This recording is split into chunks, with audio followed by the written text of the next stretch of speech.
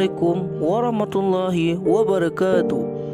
Berjumpa lagi dengan saya di channel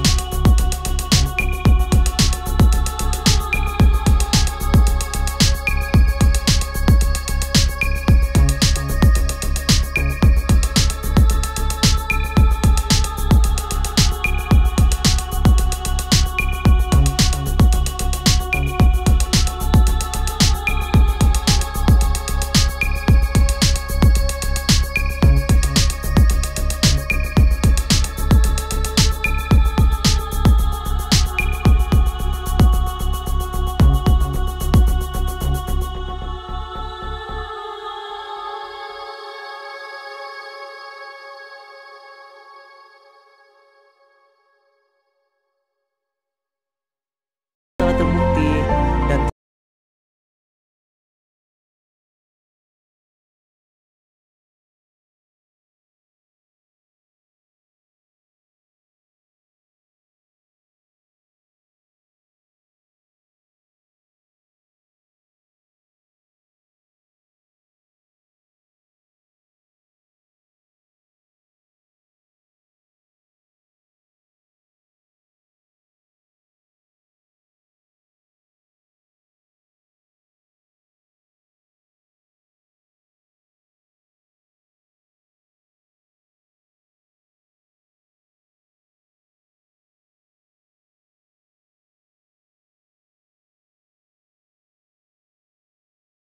Kepung RPKAD letusan bedil membahana.